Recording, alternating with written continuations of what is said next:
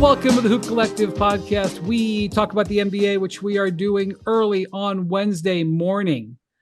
Joining us from New York City, where he went to another classic in this 76ers Knicks series, Game 5, which we thought was going to be the end of the series, but no, said Tyrese Maxey with an incredible finish. It's Tim Bontemps.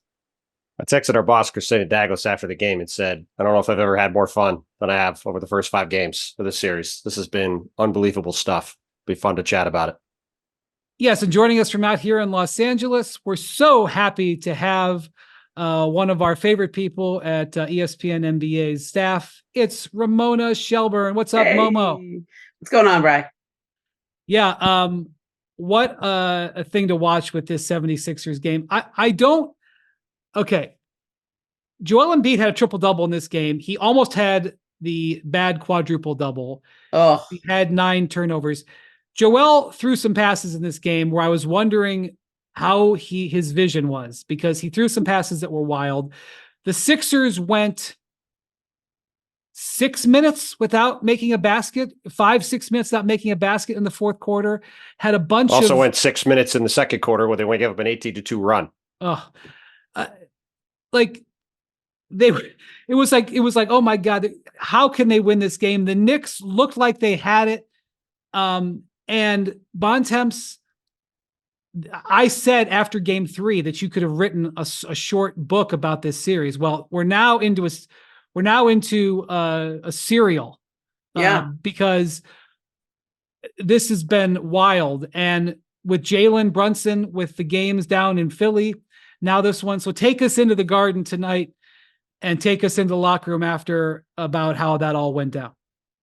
I mean, I think there's only one thing really to say, which is that I had a conversation with Joel Embiid after the game. And for a long time, there's been a lot of speculation about what's Joel Embiid's future going to look like, and where is Joel Embiid going to play, and is he going to be in Philadelphia, and what are the Sixers going to look like? All that stuff's over. Tyrese Maxey is a full-blooded superstar. Mm-hmm. His performance today was the stuff of, frankly, legends. This is a legendary performance. We just had a legendary performance from Jalen Brunson. I know. Yeah. 2 days ago. This series has been, I covered the 2016 playoffs all the way through. Spurs Thunder, which was Tim Duncan's last playoff series, which was an incredible 6-game series. Then all of Warriors Thunder, which was an incredible 7-game series. The Klay Thompson game. And obviously then Warriors Cavs, which was also a legendary series on many levels. And this series stacks up with all of that for everything that's gone into it. You have 2 massive, iconic franchises. You have Jalen Brunson establishing himself as a superstar with Tom Thibodeau, the guy who's known him since he was a baby, with the Knicks, who have not been in the conference finals in 24 years, have not won playoff series in back-to-back years in 24 years, have not clinched a playoff series on their home court since Game 6 of the Eastern Conference semifinals against longtime Knick killer Reggie Miller 25 years ago. God. Had a chance to do that today. And Game 2 are down 5 with 27 seconds to go, come back and win the game. Only the 4th time in the last 25 years that's happened. 10 days later, the exact inverse situation. The Sixers do the same thing. It's now happened 5 times in 25 years and twice in 10 days in the same series, in the same building. And it's all because of Tyrese Maxey, who is a joy to be around at all times, has been through 10,000 things in Philadelphia. He's only a Sixer because Mike Muscala hit a 3 in the bubble to win a meaningless game and gave the Sixers the draft pick that became Tyrese Maxey. 2 years ago, Ben Simmons asked for a trade. Tyrese Maxey is given the ball by Doc Rivers and said, you're going to be our point guard. He's the point guard for half a season. Then James Harden comes in this summer. James Harden's status is up in the air. It's time to give the ball back to Tyrese Maxey. And Joel Embiid, from day one, has always said, this guy is going to be a star. He has talked about him for years now. And talking to him after the game and hearing Joel talk about Tyrese and the way he's matured and the way he's grown into this player. Because look, Joel had a terrible game. In the fourth quarter, Nick Nurse rode Joel Embiid into the start of the fourth quarter again. He absolutely ran out of gas. He started making horrible decisions. He was flinging the ball all over the place. Nick actually pulled him out of the game for a couple minutes in the fourth quarter to give him a break. And it looked like this thing was going to end in defeat. In all honesty, it didn't look like he trusted himself with the ball. There were times where he could have taken shots and he didn't. There one time he drove the lane. He was going up against Josh Hart and he was just like, I don't want to shoot it. He was 7 for 19 from the field and he had 9 turnovers. He also had the first ever triple-double he's had in a playoff game, right? I mean, it sort of sums up the he played 48 minutes, so part of that was just getting totals, but yeah. Yes, but he also did make some really good passes in the first half and then completely lost his mind throwing the ball over the place in the fourth quarter. It looked like things were over. He just looks really Maxey, tired to me. Tim, I've covered him his whole career, and I've seen he's looked heavy to me since he came back, and which is obvious, right? He's not able to do anything like that with a knee injury, and so you get heavy and you have to play your way back into shape. He had 7 games to play his way back into shape.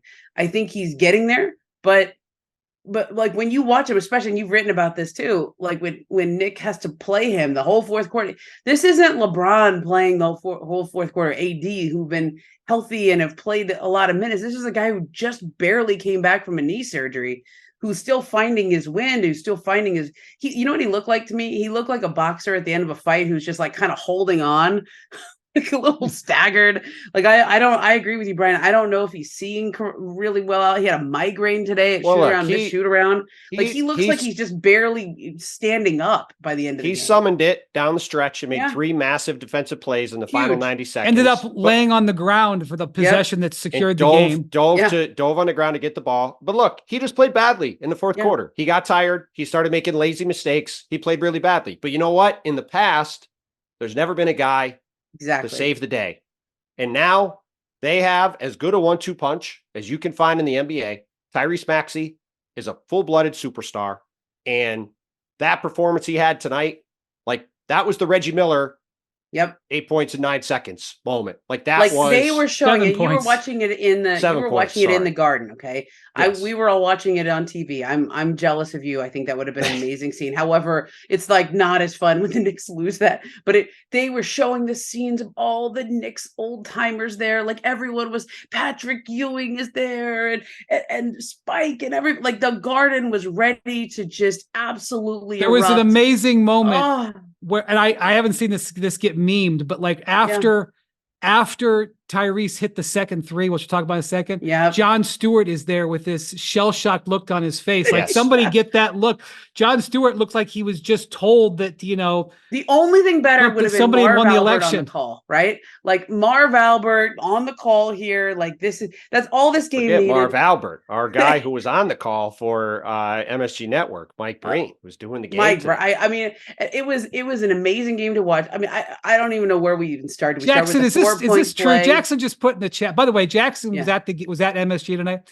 Jackson said Tracy Morgan gave Maxey the finger. Is that true, I didn't see that, but what I did see was Maxey, who was Tyrese is always a very happy, joyful guy, and when Nick Batum, who made a great play to block Jalen Brunson on the drive at the buzzer, because Tibbs I think did a smart thing and didn't call timeout because it was chaotic and trusted Jalen to get a shot.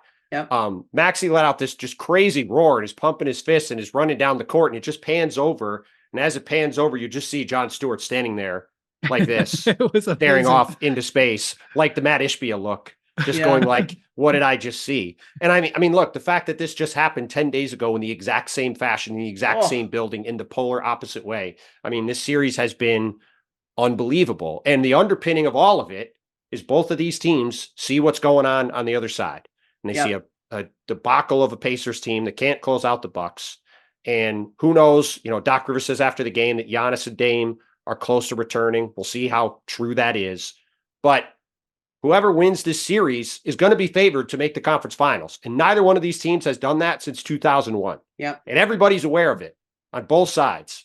So I'm sorry. I'm just laughing. Jackson just sent me the photo of Tracy Morgan. Oh, wow. He is. So first off, Ben Stiller is there. Okay. Looking like someone just, stole his dog. Yeah. And Tracy Morgan, this is not in jest. Tracy Morgan is legit pissed off. Awesome. But so let's talk about those 2 plays real quick. Yeah. This game's cooked. I don't want to know the game. Don't tell me the BPI win probability. And by the way, just because I was there, just to fill in. So Deuce McBride hits his jumper with 28.9 seconds to go. By the way, real quick, Jalen Brunson executes that play perfectly. He backs outward to force the space. Deuce McBride comes right in. He gets a wide open 15-footer. It's a brilliant execution play. Tibbs gives he turns and the Sixers had some really bad execution. They kept trying to double Jalen in the fourth quarter, and they did it really poorly, and they kept giving up easy shots. But Deuce McBride hits the shot. I'm not kidding. The press box was shaking for the entire 3-minute timeout.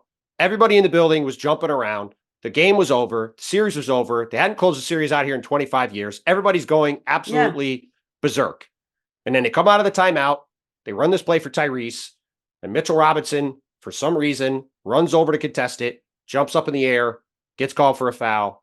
Tyrese makes this shot.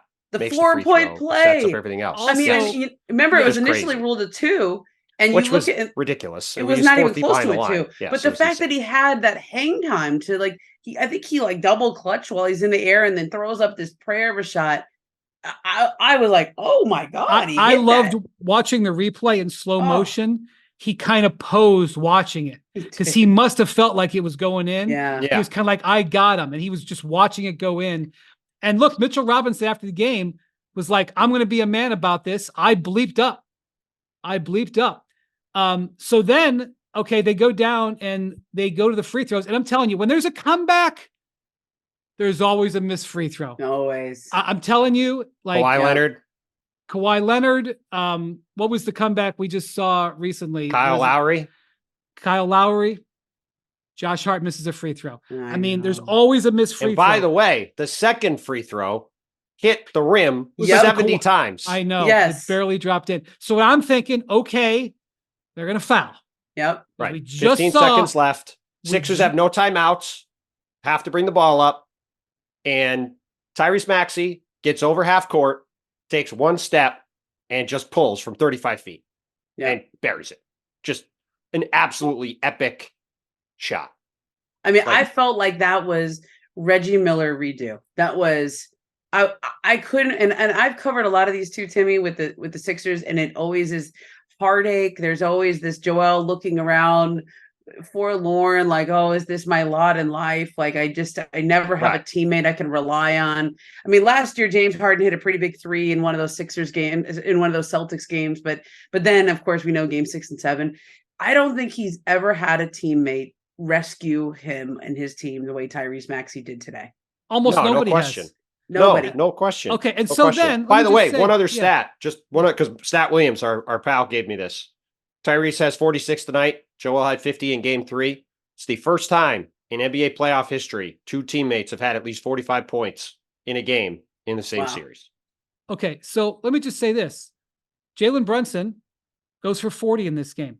Hello, another gigantic game for Jalen Brunson. The only guy to score in overtime for the Knicks had all 9 of their points. So he makes 2 baskets going into the fourth quarter. And so it's like, okay, the Knicks have picked themselves up off the canvas. Start overtime, you mean? I'm sorry, starting overtime. Yeah. They've picked themselves off the canvas. Now they're still going to do it. Okay. And the Sixers still do not break. And then a huge play in this game, Jalen Brunson goes to pull for a 3, and a textbook brilliant closeout by Nico Batum. This is what they've put the size on him. He has defeated the size mostly for the last 3 games. He gets up in the air and he doesn't have a window to shoot. Yep. And he panics and goes out of bounds. Isaiah Hartenstein is headed for the rim to get an offensive rebound, because that's what the Knicks do. Yeah. All of a sudden the ball's coming at him. And he's like, what? Oh, huge moment in this game that Nico Batum makes that closeout that forces that turnover as well. I mean, like Brian, you say, like, whenever there's a big comeback, there's always a missed free throw, right? There's also a turnover, and both teams had some like unbelievable turnovers in this game where you're like, that is a soul crushing. The one where Mitchell Robinson pokes the ball from Embiid when he's trying to post up. I think there was a Maxey turnover that I was like, oh my God, right? Like, all of these turnovers could have been soul crushing, and yet it was just the last one. It was just the Jalen Brunson miscommunication with Hartenstein You're right. Hardenstein is going to crash, and Brunson's like, what happened? But I think we should also go back to the play where Joel had made 3 incredible defensive plays in a row. And then he has this one play where he just, I think it was I don't know if you would call him tired, if he just didn't quite swing right, if his eyes off, he's not seeing correct. He just clobbers Brunson in the face. And it's Joel Embiid went from the Knicks fans trying to recruit him to be their next star to like public enemy number 1. Like with with the play on Mitchell and Mitchell Robinson and the ankle, right? And then this one on Brunson. Like, I don't know if he can even go there in the offseason now. Listen, I got to say something. We got to get rid of Secaucus. I'm with LeBron. We got to get rid of the replay center. This replay center is insane. Like, you could debate this call with Embiid. I mean, look, with what happened in game 3, he probably deserves 2 flagrants in the series. So whatever. I'm glad it didn't decide the game. Yeah. The fact that they went to the replay in the first quarter when Mitchell Robinson picked up Kelly Oubre and body slammed him like he was in a WWE ring. Yeah, he did. And they said, "Oh, this is a common foul. No big deal here." Like, we have the play in the Lakers series with D'Angelo Russell and Michael Porter Jr. Mike Porter Jr. whacks him in the head. Yeah. And we're told, "Oh, it's marginal contact to the head." This marginal contact line. I know. Get rid of it. Get rid of it. Listen, we need to get rid of all these replays. All of it. I'm tired of all of this crap. It's not helping anything. It extends the games out. It's just the whole miserable. Thing where you don't get, where Darvin Ham lost the timeout. We'll talk about that later. Yes. Like, that's not, first off, that was also a weird overturn, but I don't have time for that right now. No. Marginal nonsense. But like, sometimes you get your timeout back. Sometimes you don't. I don't like it. It's all nonsense. By the way, get rid of it. By the way, they did get the flagrant. Jalen missed one of the free throws. Exactly. Yes, he did. I mean, I know. There's always a missed free throw. And then he hit a 3 to tie the game. Right afterwards. It ends up being a 4-point play because they were down 4 with a minute to go. And you're thinking, oh, here we go. They're going to blow it again. And then they get a Kelly Oubre bucket. And that's when the turnover happened. To get that Oubre bucket, by the way. Yes. And then that's when the turnover happened. And then they end up winning. But by the way, you mentioned Batum earlier. The other thing this team doesn't has that the previous teams didn't. I know Kyle Lowry wasn't on the court late in the game. They have Kyle Lowry and they have Nico Batum. 2 super smart, veteran, high IQ guys that are just rock solid and make winning plays. Yeah. And Nico Batum had a huge block in the Miami game. These guys have made huge plays throughout this series. And this Sixer team is just, whether they win the series or not, between the introduction of Maxey as a full-blown star and some of these glue guys that they now have there, they've got a lot more stuff to them than they had in the past. They've got Nick Nurse dialing stuff up. They got a ton of cap space this summer. They're, for once, finally, I think, if you're a Sixer fan, no matter what happens over the next few days, there's real reason for optimism about where this team is going. And like I said, all this talk about, well, maybe Joel should look here, maybe Joel should look there. He had nowhere to go. Like, he's got his running mate. And the Sixers are going to be right in the mix for a long time because this kid is unbelievable. Let's see how it ends for the Clippers and Paul George in the next few days. The Sixers are going to have some options this summer. Listen, there's 2 teams right now that are paying very close attention to Paul George. The Orlando Magic and the Philadelphia 76ers, because both of them have the money to throw at him and have a need for a wing just like him, a veteran guy. Every time I watch the Sixers, I'm like, ooh, they could use Paul George. Ooh. Fit right there. Paul George from Los Angeles. I know the Clippers are going to make an effort to keep him, but as we know, it's just really a matter of whether the Clippers are going to give him the max, which is something that they don't want to do because they didn't give it to Kawhi. Correct. And also, if you're Paul George, which we haven't gotten to that series, I don't know how much we're going to spend on it, but tonight, but Kawhi Leonard had one of his best seasons in a long time. He played a lot of games this year. He was very available, and then yet again gets hurt right at the critical time, and that knee it's just seen a lot of damage. It's just had a lot of miles on it. And if you're Paul and you're thinking about, do I want to re-up here in LA for less than the max? It's obviously a hometown discount. He hasn't done it yet, but how much faith do you put in that aging roster? How much do you want to stay in your hometown? How much and you're watching Tyrese Maxey. Woo. Okay, Bontemps, before we move on, I have no idea what we're going to get in Game 6 here. Game 6. I mean, it'd be very Sixers-y It'd Game be very sixes Sixersy in Philly have been a bugaboo. Yes, they have. It would be very Sixersy for the Sixers to win this game and go home and lose game 6. I will just say the Knicks stole game 2. It was the epic ultimate gut punch. The definition of stole. Definition of it. You think the series maybe it's going to be a sweep. Maybe Philly's going to go home and just capitulate because this was such a devastating loss. Yeah. Joel Embiid goes for 50. They bounce back and win the game. I'm just going to tell you, this Knicks team is beyond tough. And they are not going to be wiped out because they lost the game. And they are going to show up on Thursday in Philly. There's going to be several thousand Knicks fans there. There might be more. The place is going to be an absolute madhouse. And the Knicks are going to be live in the fight. And through 5 games of this series, the Sixers have outscored the Knicks by a grand total of 2 points. So all I am confident of is that we're going to get to the fourth quarter on Thursday, and it's going to be a tight game. And we will see who is able to make the plays down the stretch. But every game in this series has been a couple possession game with a minute to go. And one team or the other has made just enough plays in the last minute to win. I expect we're going to see the same thing on Thursday. And it will be very interesting to see if Philly can overcome its demons and get it back for a game 7. Because I almost think the Knicks are either going to win game 6 in Philly or they're going to lose the series.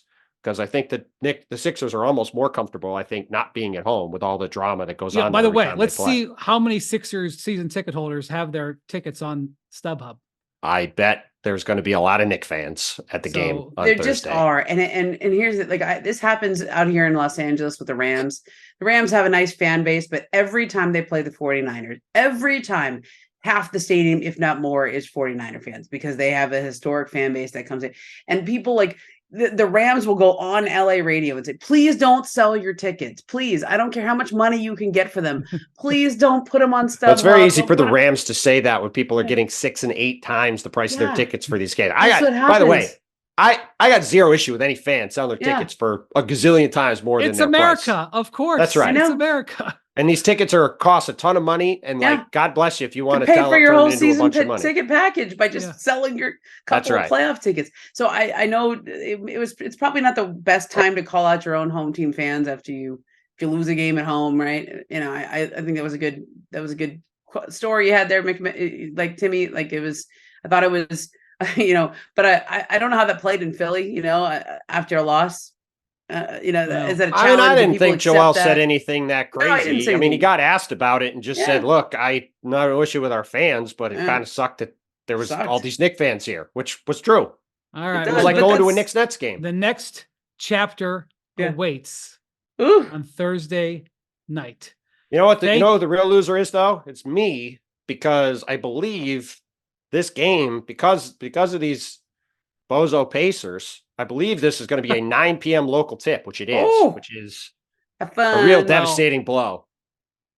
So Jackson says it was like $600 to get into Madison Square Garden. So it's actually a little cheaper to go down to Philly. Although I guess you got to pay for a train ticket. Oh, right? It's way cheaper. That's why people are doing it. Because they're like, I had a friend, like I said the other day on the pod, I had a friend who went to game 4 and it cost him a fraction of what it would cost him to sit in the last seat in the building, and he was sitting 10 rows behind us in the media section. I just computed that how late we're going to have to do the podcast on Thursday night. That's why I did this, folks. All right. I gave everyone their own sleep update on the pod live in the moment. Oh my God. I don't even want to think about it. All right. Thank you, Bontemps. Okay. Welcome back to the Hoop Collective. Now joined here in Los Angeles, where he's going to be covering the pivotal, potentially iconic Game 5 between the Clippers and Mavericks on Wednesday evening. It's Ben MacMahon. Howdy, partners. I'm at a hipster hotel here in LA, getting the full California vibe. It's good to join you. Ramona, MacMahon and I took in tonight's games at a watering hole here in LA and watched some great finishes. And one of those finishes after the 76ers Knicks tremendous overtime game was Cavs Magic, which came right down to the end. Another pivotal, this one won't be iconic, although for Evan Mobley fans it was, but another pivotal Game 5 in a 2-2 series. Cavs getting their biggest playoff win tonight in the post-LeBron era. Really, the biggest playoff win without LeBron since the 90s. That was, how important this game was for them. And they get it by 1 point over the Magic. It was a dogfight down the stretch of this game. The Cavs had a big setback on Tuesday because Jarrett Allen was ruled out Tuesday evening with bruised ribs, which maybe I missed it, but it was not on the injury report. He did suffer it in game 4. And Jarrett Allen was really the only Cav coming into this game who had played up to his level. And even he wasn't at his best, but had played up to his level in this series. So it was a big setback. But it kind of made something interesting happen, which was it forced the Cavs to play with only one true big man and forced them to spread the floor a little bit. They put Isaac Okoro into the starting lineup, so they played small. They'd only been shooting about 26% on 3-pointers in this series. They were only averaging about 6 threes a game, and that's not who they are. And so they played smaller, and they also played Marcus Morris as a stretch 4 man, a guy they picked up on 10-day contracts late in the season. Marcus hit threes.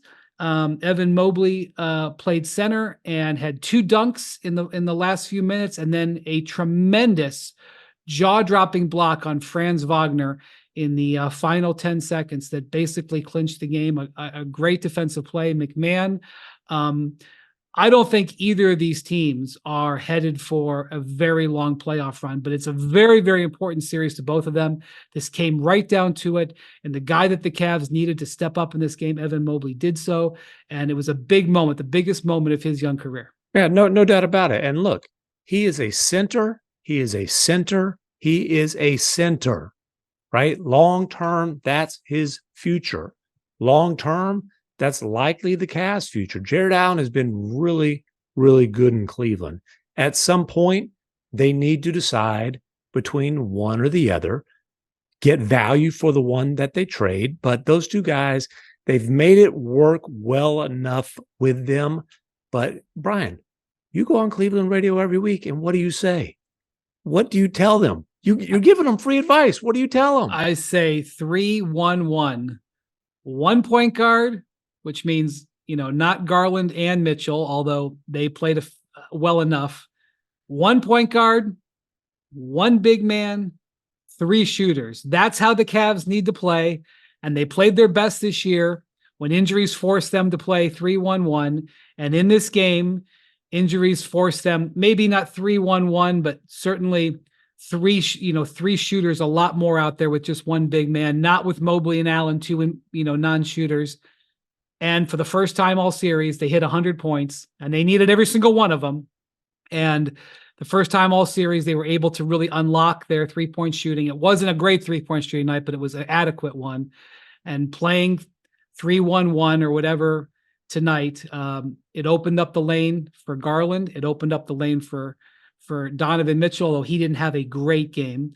He didn't shoot the 3 well. Right. But he got to the basket. Exactly. Yeah.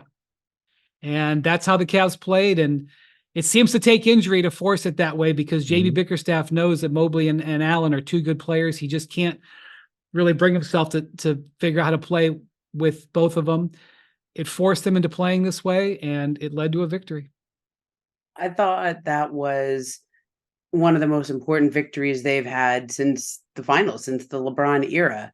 And not just because of last year's playoff disappointment, but more because of what's at stake this summer. Like, they have some big financial decisions to make about Mobley. They have some in terms of extensions, right? They have big financial decisions to make on Donovan Mitchell and whether you keep him. But also, I think this group feels like there's a ceiling. Like, are they a first-round team? Are they a second-round team?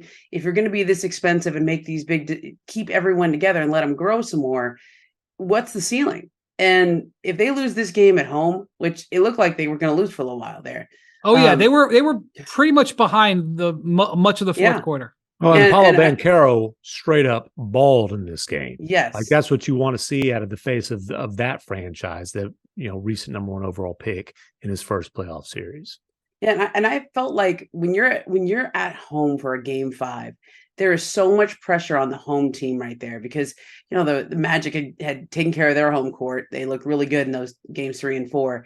If they get that momentum and steal one on your home court, yeah, this series would have been over if the Cavs lost this game. It's hard to come back, and not just this series, but I think this group with the Cavs, it's possible, right? I mean, it's sort of clarifying. You go out twice in the first round, 2 years in a row, especially when with as much as they gave up to get Donovan Mitchell, with as much as they're going to have to invest to keep the group together, it's a hard one to swallow 2 years in a row. And I thought that was a real gut check win for them. Yeah. So and I think the group needs tweaking or significant change regardless. Again, getting back to invest in one center and get value for the other. As far as the financial decision on Donovan Mitchell, the decision is how much do you beg him to sign the max extension that you're going to put on the table? A lot. They're going to beg him a lot. Right. That decision is Donovan's, not the Cavaliers, just to be clear. Yeah. And, look, he was 9 of 23, I think, in this game. 1 of 7 from 3. I'm not sure that his knee he's proclaimed himself healthy. He doesn't quite look healthy to me. But Darius Garland, yeah, go ahead. Well, it's been that kind of year for him. I caught him in Los Angeles a few weeks ago before the end of the regular season.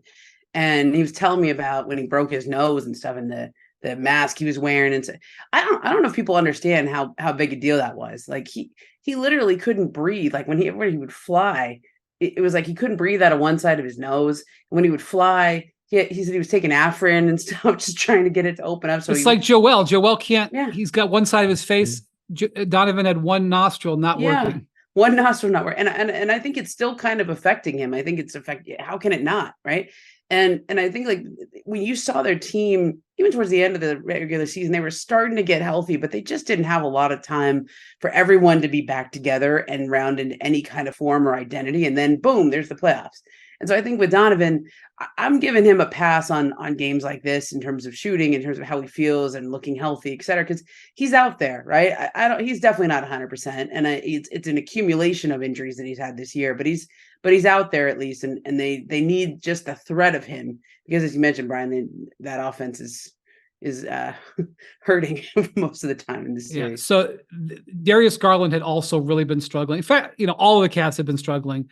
Garland came out, and I do think space was a big factor. And Garland had 17 points in the first quarter in this game, a big breakout performance. He didn't do a whole lot offensively the rest of the night. But what happened in this series is they took Jalen Suggs off of Garland and put him on Mitchell. It really bothered Mitchell with how pesky and how much he was fighting over screens, and they were double teaming Donovan. And Garland wasn't taking advantage of the opportunity given to him when they moved Suggs off of him and double teaming Mitchell. And I'm sure he thought about that after 2 dud games down in Orlando. They had 2 days off, 2.5 days, because they played afternoon on Sunday or on Saturday. And I think he definitely came out the head of steam, and he had more space and it worked. And then at the end of the game, he made several big plays, including basically the go-ahead bucket, a dump off, a wraparound pass to Mobley for a dunk. Also, Max Strus, who'd been awful in this series. I mean, one of the things that the Cavs went out and got him for was to be a difference-making guy in the playoffs and shooting it. He had 3 3-pointers total through the first 4 games. He comes in, definitely plays his best playoff game so far, had 4 threes tonight. He makes some big-time plays, and the basket before the basket, he makes a drive and dumps off to Evan Mobley for a dunk. And it was just really important. By the way, Mobley makes the block on Franz Wagner. Franz Wagner was talking bleep to the crowd. In this game. He was not good in this game. He was only 3 of 11. But it might have been in German, so I'm not sure they understood it. Mo Wagner is the one who gets the attention for, starting stuff and talking to the crowd. But Franz is indeed his younger brother. But runs in the family. But Mobley really effectively also guarded Banchero down the stretch. Banchero was 14 of 24 for 39 points, has 2 35-plus point games in this series, just 2 of 6 against Mobley in the fourth quarter. That's not totally shutting him down, but certainly slowing him down, and that made a difference. So that series, is headed to game 6. So I think a lot of people thought that the Bucks were cooked, even though they were going home for game 5. No Giannis, no Dame, no momentum. Pacers playing great, smelling blood, seeing a great opportunity. No team in NBA history had ever won a playoff game when their top 2 scorers were out with an injury. It doesn't happen that many times. Wow. But they were basically facing a real big mountain, and they rallied. They got Chris Middleton, who played really well down in Indy in games 3 and 4. He delivers a 29-point, 12 rebound, 5 assist performance, hits 4 threes. Bobby Portis, who had to live for a few days with, having gotten ejected in just a crushing blow. I mean, I don't think they were winning that game anyway, but Bobby getting ejected in the first quarter, he comes back with a huge game, 29. Fresh legs, baby. He did have fresh legs. Malik Beasley, who moved into the starting lineup, hit 4 threes. Patrick Beverley had a very effective game, 13 points, 12 assists. They got the role players to play well at home. He was a pest. He's starting bleep with Obi Toppin. Was messing with Obi, like trying to take the ball from him in a dead ball. Obi just shoved him into the stands, which is what he wants. Hey, he's starting stuff. He's hitting the 2 small celebration, 13 points, 12 assists. They can't score on him. Patrick Beverley and Brook Lopez basically said, hey, that pretty little Pacers offense, no, we're shutting that whole thing down. Pacers were 4 of 19 with those guys as the primary defender, had 6 turnovers, more turnovers than buckets against those 2 guys as the primary defenders. Shout out Stats Williams and the Stats and Info group.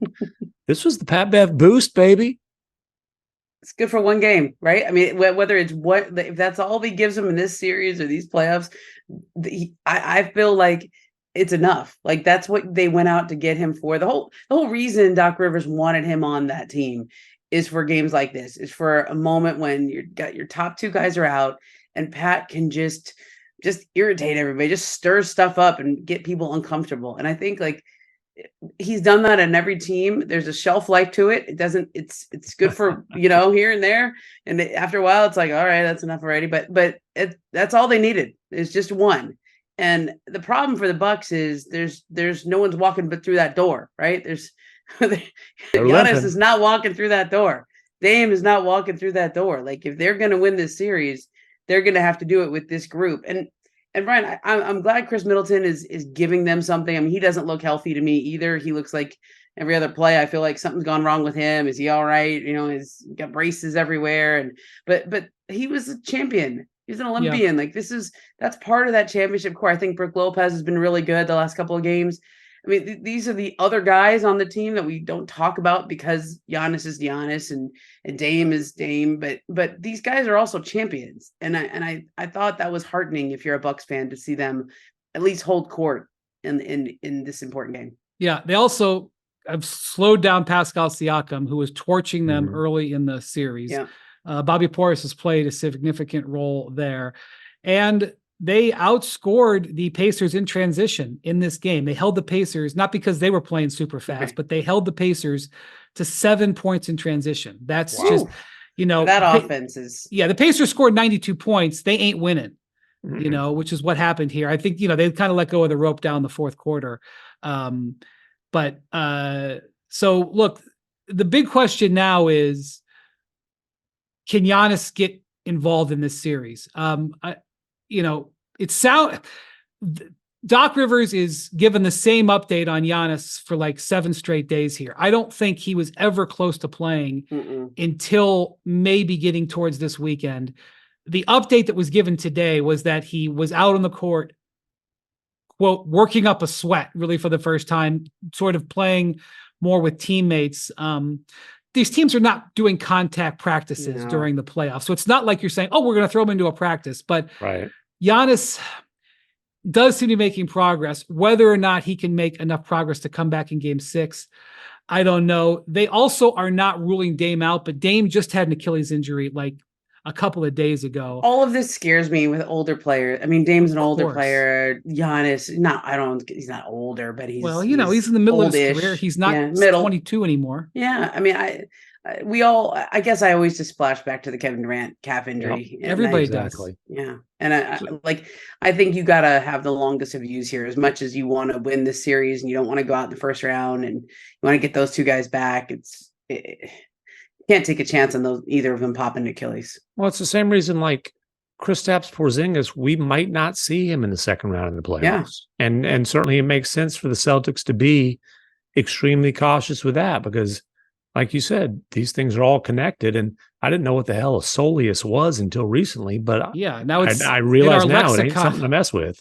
Well, there's a gastroc and a soleus and we got the Stanford girl. Yeah. Oh, yeah. Here we go. Look, I'm not a doctor, but I play one on TV. What was the GPA at Stanford? I could tell you. I mean, it was like an A- GPA. Something like that. I was going to say, if I can tell she you, was sounds playing like softball. a 2 point some odd. It was about 3.6, 3.7, 3.7, something like that. Okay. I was always cruising in there with that A-. She was acting like she didn't want to tell us because it wasn't good. She's like, it was a 3.6 at Stanford. Listen, I was about a 2.3 at North Texas, but I ain't trying to brag. MacMahon would get a 3.6 if you combine the first and second semester. Absolutely. Had a few of those. Add them together. Hey, you know whose numbers aren't looking too pretty right now? Who's that? In this game in particular, Tyrese Haliburton. Yeah. And listen, obviously this kid is one of the rising stars in the NBA. And in-season tournament was like the Tyrese Haliburton, if you didn't know, now you know, coming out party. Yeah. But when you look at, you just look around and you look at Anthony Edwards, for example, like that's a guy who is taking the playoff stage and grabbing it and saying, I'm going to kill everything in front of me. That is a quote. Yeah. This was Tyrese Haliburton's first opportunity to have that playoff kill, that closeout opportunity. Yeah. And if we're going to be real honest, Pat Beverly and the Bucks made his life miserable. Now he'll sit on it for a couple days. We'll see what comes for Game 6. And he hasn't been right since the hamstring thing. No. He has like the pre-hammy, post-hammy splits.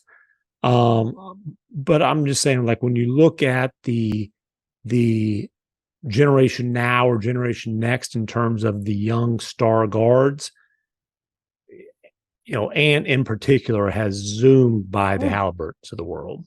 I mean, Tyrese Maxey is on that list too. Oh boy, Maxey. I mean, Brunson's probably a little bit older than those guys. Yeah, he played 4 years in college. Luka's been there, done that. Not that he's having, by his standards, a great series. Luka's young, but he doesn't feel young. Right, exactly. So the big thing to me will be here: did the Pacers screw around and let Giannis back in? Mm-hmm. Yeah. And if they did, because I don't think that I like the Pacers' chances of getting one win in the last 2 games. Yep. If Giannis is either not playing or heavily limited. Yeah. But if they bleeped around and found out, they could really regret this game. And the thing about it is like, really the difference in this series is Game 3, which I know the Pacers should have won a couple of times before they let Middleton throw in those shots.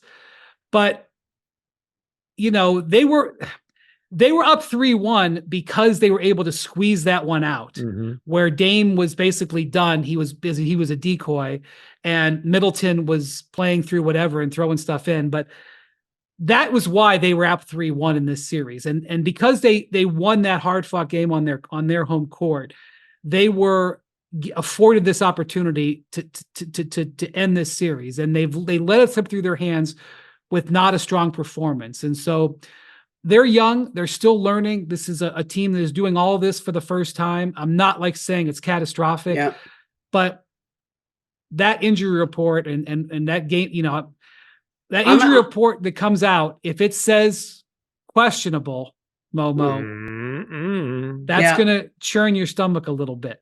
Okay, MacMahon, you were. I get the Anthony Edwards thing, and I think he deserves all the flowers and all the respect and the cojones factor of the other night. But we cannot go one more minute without talking about Jamal Murray. If we're talking about young guards stepping out with the killer instinct, because right, but he's had multiple playoff breakouts where Ant had one series last year where he was impressive, and then this year is just like, look out, this guy wants to take this league over right now. And but I Jamal think we Murray, talked. holy moly. Oh my God! Like him, I saw him in the game in LA, and the one the Lakers got, right, Game 4, and I could tell kind of by the end of that game he was limping around a little, and I remember asking the Nuggets about it. Is he all right? What's going on? Is he cramping up? And they go, I think he's a little dinged up. I think he'd be fine. And then you get the report the next day that he was questionable with a calf injury, and all the detail we got on that after the game from Michael Malone, where it sounded like Michael Malone had this tearful plea to him not to play. Mm-hmm. And Jamal said, I can't let my guys go out there by themselves. And so he plays on this gimpy calf here, which is scary, right? Was it a soleus or whatever? I mean, I don't know if it was a soleus or a gastro, but we're just going to call it the calf because there's a bunch of muscles in there. But the fact that he went out and did what he did, and at the end, there are 2 games in that series, which it's not a competitive sweep. It was a competitive gentleman's sweep this year. A little improvement for the Lakers, but for Jamal Murray, put a bow tie on the bronze broom this year. You got to return the suit though. A little rhinestone, rhinestone encrusted handle on the broom. I mean, like of all the young guards who have the playoff bona fides, I think Jamal Murray's right up there. I think Jamal's got enough of a track record now of making big shots like that in closeout games that he's got to be almost at the top of the ladder. He's the most accomplished, never been an all-star player, maybe ever. I mean, it's incredible. Maybe ever. So there was this moment that was captured in the hallway on the way to the Nuggets locker room as they were, finishing up the series. And Jokic just came and put his arm around Murray. And, it was Jokic and Murray headed into the locker room, vanquishing another opponent. And look, they got much bigger fish to fry and whatever. But like, it was just like a moment like, hey man, you did it. We're in this together. You did it again. Yes, absolutely. Also, can we talk about Jamal Murray with the LeBron flex when he dunked on him? Dude, how about forget the game winners, plural, in the series. His calf was hurt, but he went up and banged it on LeBron's head. And LeBron was stuck under the basket and jumped late, whatever. Jamal Murray went up and punched that thing. He went at the king and dunked on his head and then gave him the flex. That's LeBron's pose, Brian. You've seen that, right? Like that's LeBron's move. Not miss. Look, LeBron played 44 minutes or 43 something minutes. That play, and obviously the rebound where Aaron Gordon just takes it from him. This is where you see that he's 39. He did so many things in that game. So many things. But he is 39, and look, a lot of the league, LeBron is now 15-2 in first round series in his career. And I've talked about this. A lot of times teams walked away 4-1, or 4-0, having been like, damn, we gave it our best and he's just better. Trust me, Joakim Noah walked off the court many times, spitting fire, frustrated that he gave his all, and LeBron and whether it was the Cavs or the Knicks or the Heat were just better. And he just had to take it. And that's LeBron the other side. And LeBron stomped off the floor. By the way, nobody mentioned the fact, I remember a couple of years ago or a decade ago when LeBron didn't shake hands at the end of a playoff series. It was 2 days long on ESPN. Nobody mentioned it at all. I mean, LeBron was pretty frustrated and tired of the Nuggets and tired of them yapping and angry that he lost it to him again. And that's just the passage of time because he set other people right off the court like that many, many, many times. And the other thing too, I know you want to say is he's 39 and Jamal dunked on him and Aaron got the rebound. The Nuggets have a lot more better players than LeBron and the Lakers had. I mean, they just have more players. A championship caliber player. Seriously. And if the Lakers could get a guy like KCP, I wonder if there's ever a way for what it would be? It would be like manna from heaven. Yeah. I like that callback. Okay, so look, I know that it's Laker talk dominated, but it is on ESPN all over the media. But it's a very interesting topic right now to see the way that series ended. I got obliterated by Nuggets fans last year when I talked about how competitive that series was. It was a sweep. So I'm not going to go down that path this time. The Nuggets got their 4-1 win, clearly established themselves as the better team. But obviously, 2 games come down to the final 5 seconds. The Lakers don't get it done. Ramona, I actually believe this team wasn't as good defensively, but I think this team is every bit as good, or maybe even slightly better than they were last year because of how good AD has been.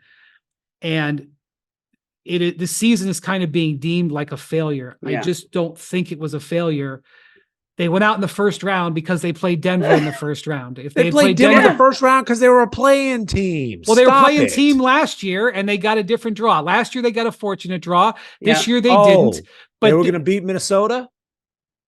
Well, no, but... Wait, they're going to beat the Thunder. No, I don't think they would have. Okay, so they were a playing team. Well, they were a playing team that played, got bounced in the first round. That's what they could have played a team where, they could have played a team where the player their star player got hurt.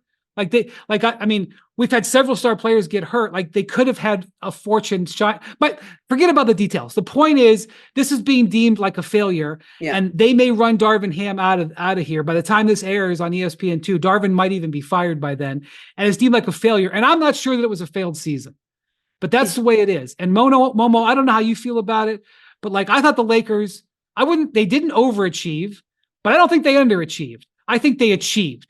And I know that, in this world, is this the last chance for LeBron to win the title?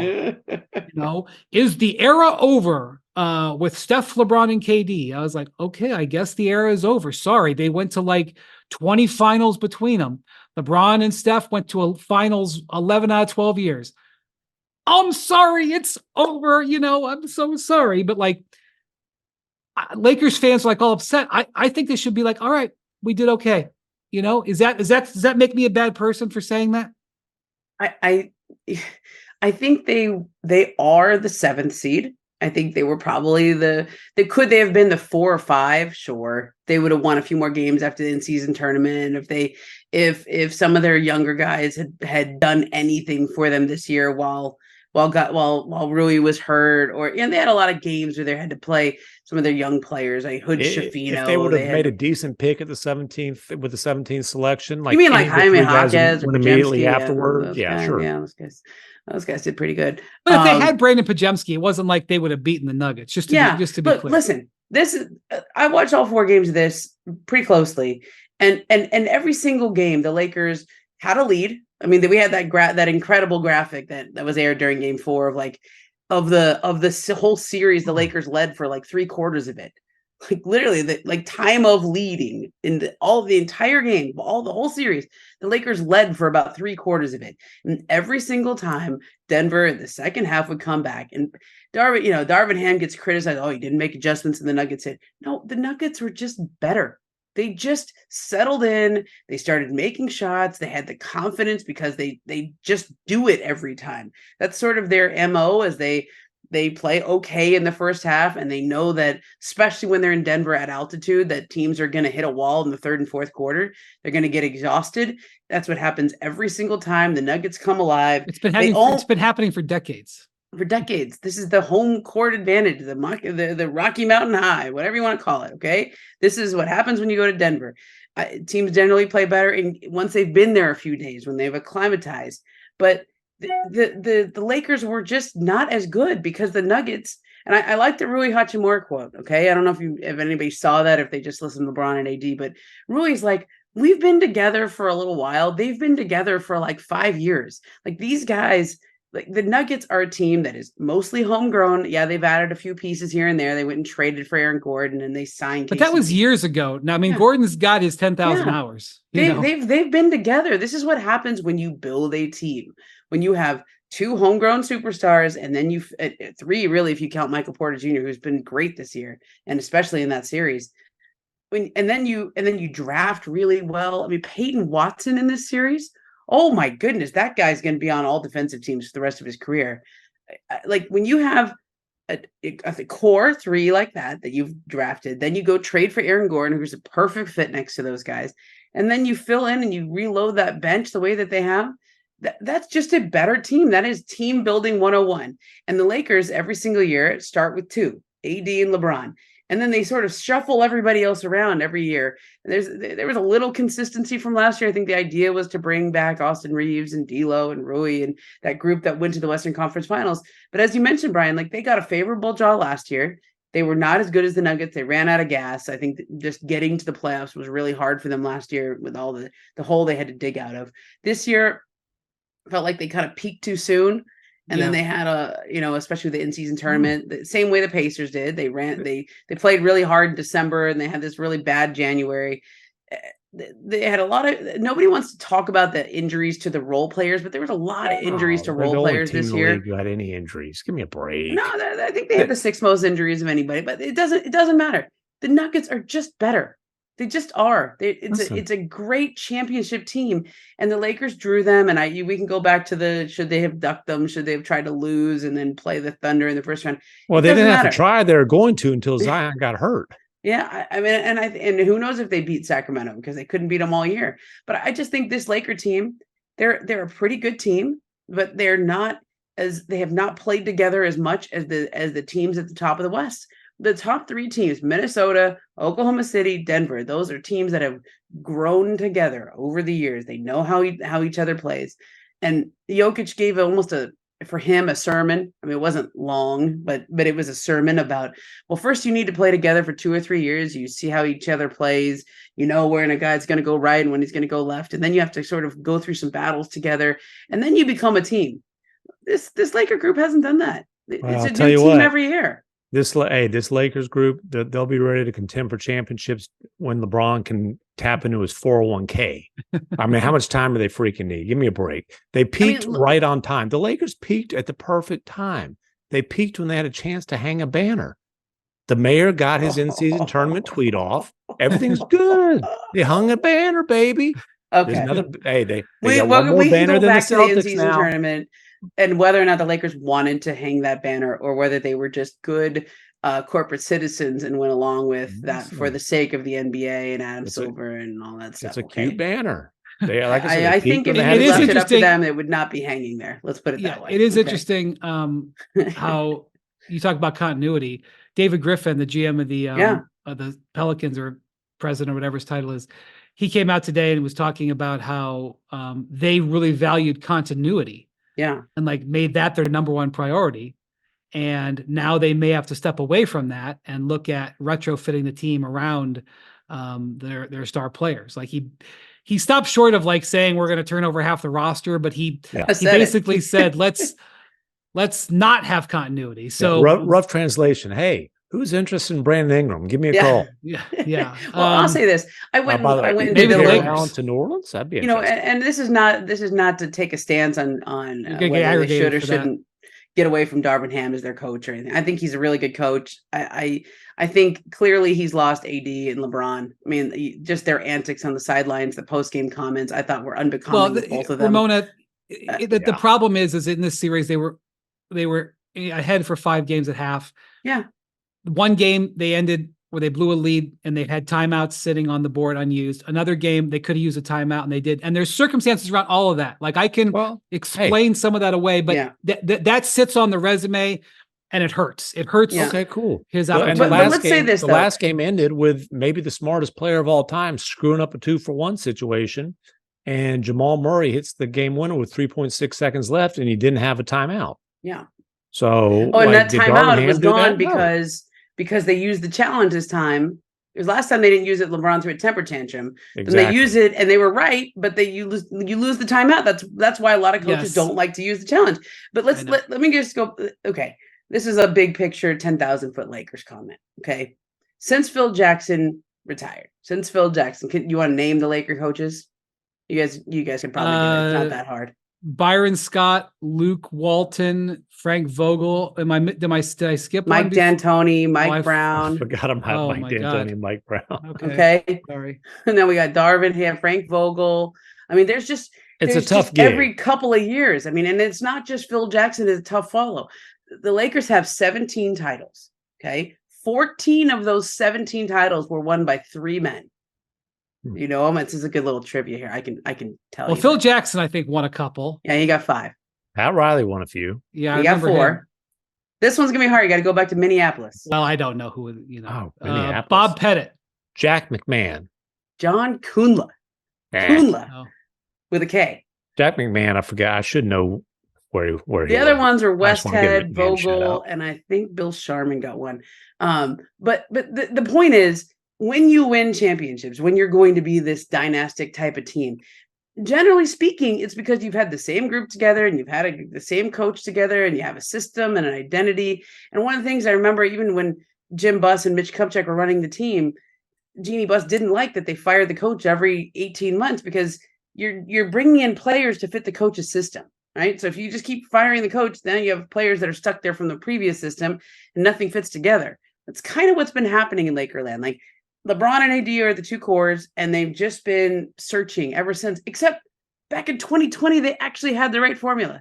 I know. And then they got cute. They got cute, and they weren't satisfied with that. Well, I don't think it was cute. They got reckless. I mean, and they traded championship caliber role players to try to go the superstar route, and ended up just screwing up the whole. Well, it was formula. because they had a bad 2021.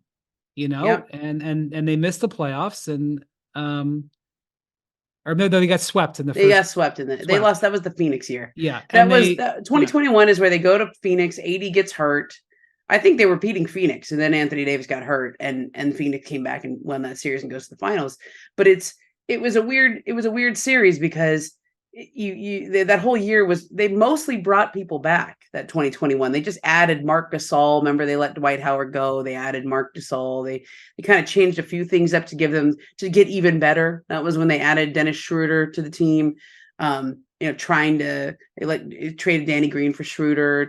They just tried to get better from a team that already won a championship. The thinking was all right. The idea, like, don't rest on your laurels and improve where you can improve. But that's a loaded phrase these days, right? But I think it's look at that backcourt. How did they win, Brian? You were talking about 3-1-1. Yeah. How did the Lakers win? Alex Caruso and KCP were the starting backcourt, and those guys were 6'7". 6'6", 6'7", who can defend. all NBA defensive team caliber defense. Like, KCP's probably not going to win an all defensive team. He should. Yeah, as you mentioned a couple weeks ago. I put him on my ballot this year because when I talked to coaches, they mentioned him, but I think I'm in the minority. I tell you what, though, who's fired up to watch KCP guard Ant next series? Well, also KCP and Ant both sprained their ankles, so they need a couple of days off. Let me just say, Austin Reeves played reasonable defense on Jamal Murray. He just isn't tall enough. Yeah. Or big enough. Darvin got raked over the coals by Laker fans all year because he played Cam Reddish a lot, and then he played Taurean Prince a lot, and he didn't play Rui. He was trying to find guys who could defend. Yeah. He was trying to find guys on the perimeter. He's playing whack-a-mole out there. Mm-hmm. Yeah. Trying to put guys out there. Rui was hurt for part of that too. Yes. I mean, it took a while for him to come back, and I understand all that. They were just the in and out. Vanderbilt was hurt for 50 games this year, 53 games I think he missed. But to me, you're right. He was playing whack-a-mole. It was a sort of let's play defense, trade defense for offense, because if we're not stopping anybody, and we're not scoring that much anyway, we might as well play some great defense. And they didn't really play that great a defense with those guys either. Yeah. So one thing before we go, Ramona. So one of the biggest stories of the entire season that came out was when you and Woj reported about the Warriors having a discussion with the Lakers about LeBron. That was obviously fantastical and just, almost I still can't believe that was real. Honestly, I know how real it was and I still can't believe it. So let me just say, LeBron obviously teases the world with his comment, his walk-off. By this time, everybody has watched LeBron for 1,000 hours giving interviews. When he gets the question, he sees an opportunity. You can see the twinkle in his eye when he figures out what he's going to do, which is that he's going to not give an answer and then he's going to drop the mic and walk off. He figures it all out in 1.2 seconds. So I wouldn't say he was happy because the Lakers had just gotten eliminated, but he was like, I see an opportunity here. Yeah. And I detailed all day long on TV today why LeBron opting out doesn't mean he's leaving, but has some ancillary benefits, both with how he can structure a new contract and to squeeze the Lakers a little bit, especially after they didn't do anything at the trade deadline. But I just want to ask you, and I also want to underline, LeBron is not walking away from $50 million. If your dream scenario, if your plot about where you're going to put LeBron involves him taking a $40 million pay cut, you can retire that. Don't keep that tweet in the holster. Okay. But I just want to ask you, because you wrote this story and I didn't know about it at all. I didn't know you guys were working on it, and I was genuinely stunned when I saw it. Did you think we got hacked? No, because it was one of those. I don't remember, but I was like, wow. Obviously, and you talked about this at the time, the Warriors don't make the call unless they think that there's a reason to make the call. That's right. Let me just ask you where you're at with what LeBron said and what his options are this summer. I think that you are going to have a very fun time with Team USA this summer because it lines up perfectly for all the theater that LeBron knows exactly how to play on that stage. So there's going to be a training camp. There's going to be him and Steph on the court together. Steve Kerr is the coach. They're going to have arms around each other. They'll probably win the gold. Maybe they've got a great chance to win the gold, but it's not foregone conclusion. You're right. You're right. But the point is, he can make the Lakers wait. He doesn't have to do it. He can, if he opts out, he doesn't have to do anything. The Warriors, he can sign a new contract with them in August. Like they can. Yes, I don't want to. Okay, let me stop you right there. I know. Let me clear my throat because this is going to get aggregated. Yeah. Look out. Here we go. I'm not saying he's going to do this. Yeah. Okay. But I don't think it's impossible that LeBron would go to Team USA and not have a contract. I agree. I don't think that's the plan. I don't think that's the preference, but because typically when you go to Team USA, everybody gets their stuff in order. Their extension is in order, or their contract is in order.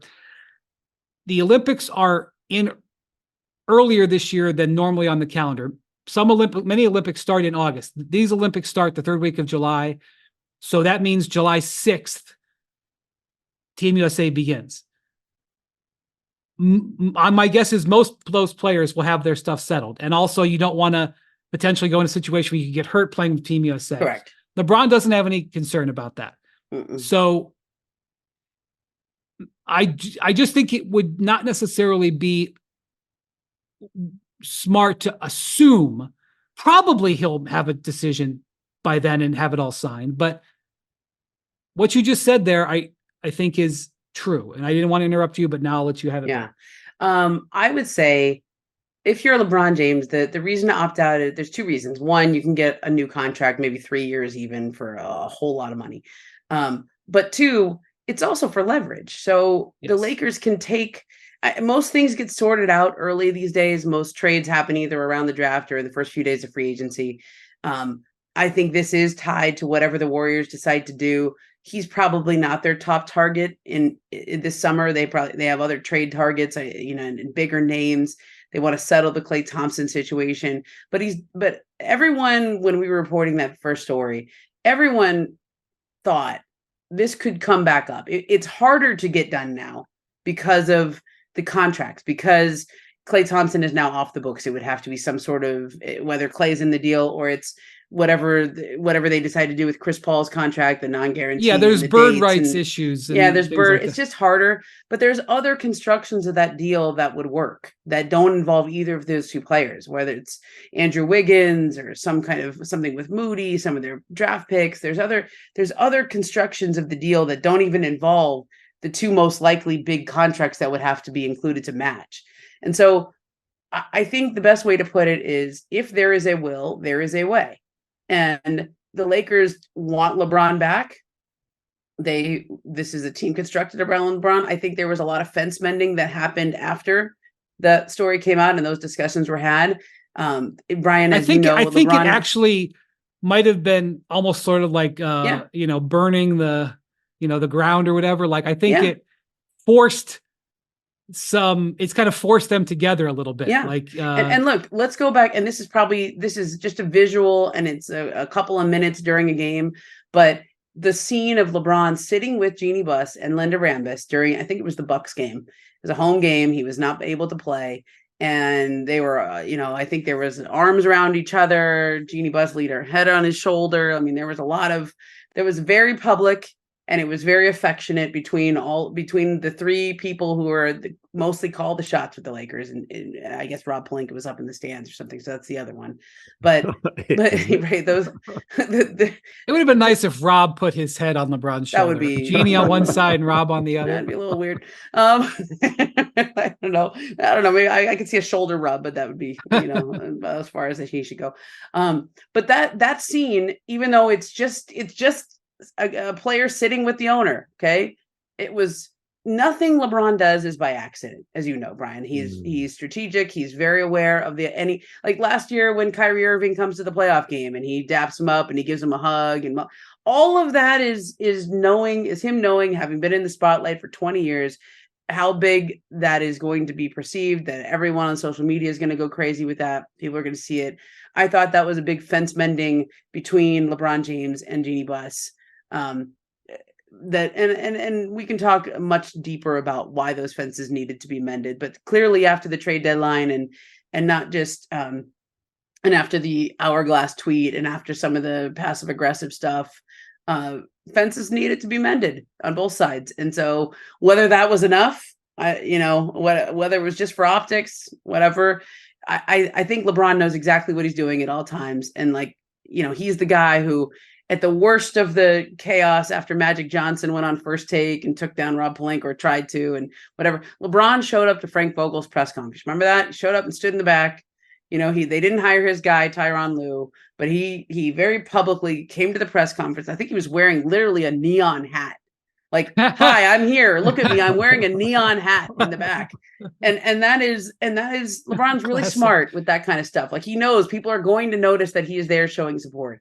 So I think fences have been mended. If that were to come back up, I think it would probably have to come from LeBron. He would have to be his pushing. Well, yeah, he'd have to be potentially be a free agent out again. Yeah, that's true. All right. Well, we'll see on that. I think he also knew exactly what he was doing when he made those comments. So, okay. But all right. Thank you so much, Momo, for all your insight. Thank you, Mr. MacMahon. No comments on my bobbleheads here? No, nothing.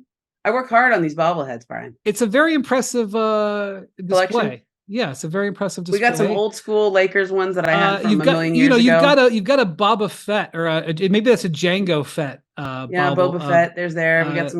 We got one of my husband. I think that's over there. Wait, no. There. Yeah, you got it. There, there it is. Okay. He looks very dapper. Very dapper. It's like he never wears a suit. So I picked Shout out to Nevin. We got a Devin George. This is like a fun my game. God. Yeah, Devin George is up on the wall there. And then bring back, you can see kind of over my right shoulder, Lakers. there's Klay Thompson with a paper airplane. I got that one. That's a good one. Oh, beautiful. That is a nice collection. There's some Giannis. Everybody who sends me bobbleheads, I just put them up there. This is like me begging for free gear. She wants some bobbleheads. People say I like bobbleheads. Yeah. All right. Listen, Kirk Gibson up at the top there. You see Kirk Gibson? I don't believe what I just saw. Okay, Jack Buck. Okay. All right. Thank you, Mr. MacMahon. Thank you to Bontemps for popping in earlier. Thank you to Jackson and Adi, our producers. Jackson making the trip from Madison Square Garden back up to Connecticut tonight to do this. Thank you for watching, listening to us at Hoop Collective. We will talk to you soon. Adios, amigos.